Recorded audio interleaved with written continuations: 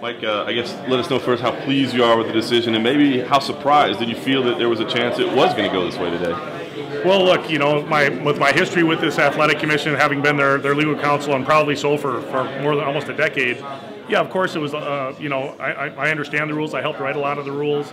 I was fortunate enough to be the attorney for the commission on that subcommittee that came up with this rule in 2006 or whenever it was. So I totally understand it. Nothing is more important to me personally than health and safety of the fighters. But yeah, I think this is a unique fight. I think there are unique circumstances.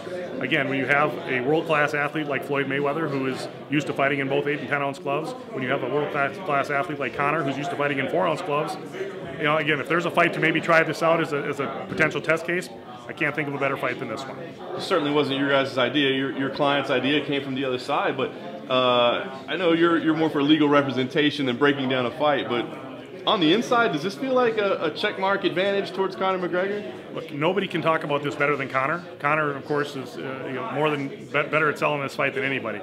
But I think what Conor would say to that is, Conor would be happy to fight in 16-ounce gloves or no gloves at all. He'd be happy to fight in a boxing ring or in an octagon. He'd be happy to fight in boxing shoes or in bare feet. He's ready for this fight. He doesn't care what the size of the gloves are. And when the opportunity, or when this challenge, I guess, was thrown down by Floyd, Conor immediately accepted it. I don't think there's that much more to it than that. Conor's ready to fight.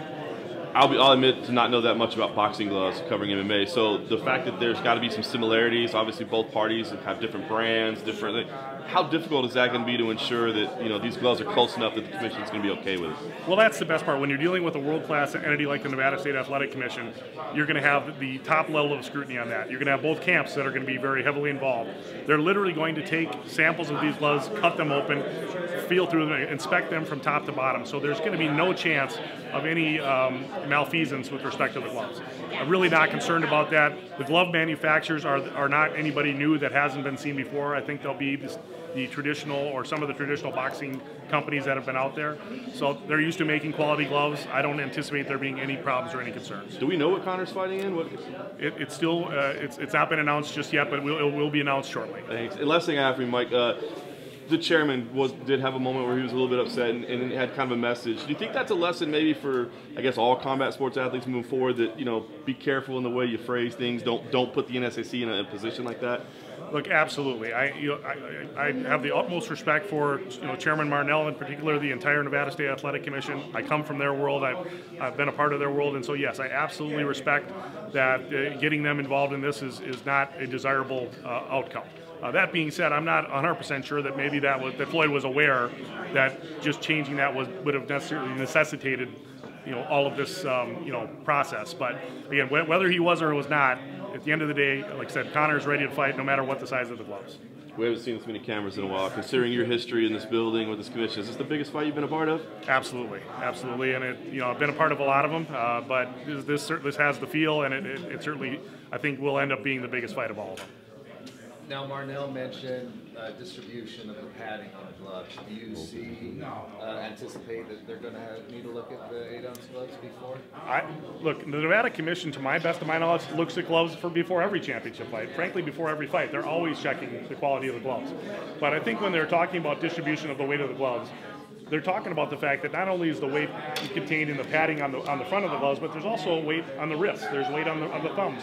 So they're going to cut these gloves open. They're going to dissect them. They're going to look and see where everything's at to make sure that they're safe, to make sure that there's nothing untoward inside of the gloves, and that's going to happen on both sides. So I'm really not concerned for either camp about the content of the gloves.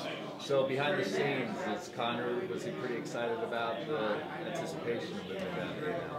Well, look, you know, the reality is what I mentioned in my comments. Conor has been training for this fight basically nonstop since February.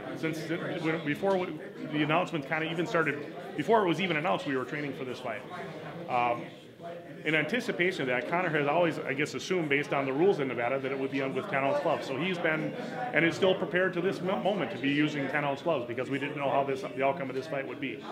But again, Conor is first of all, he's a consummate professional.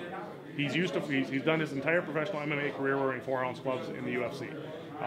So I think that it goes without saying that Conor would be more than comfortable wearing anything from 16-ounce training gloves on the one end to no gloves at all on the other end. I think he'd be comfortable in a boxing ring or in an octagon. And so I really don't think there's anything or any conditions that that Mr. Mayweather could put on this fight that Conor wouldn't accept because he's that confident in his abilities.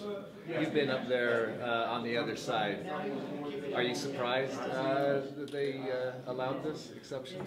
So what I respect about the Nevada Athletic Commission is that everything that they do is with the lens of health and safety. The health and safety of the fighters, the financial health and safety of the fighters.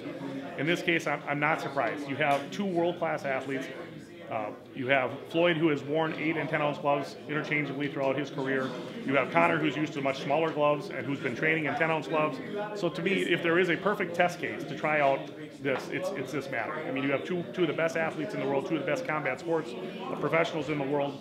I think this is the perfect case to try this out.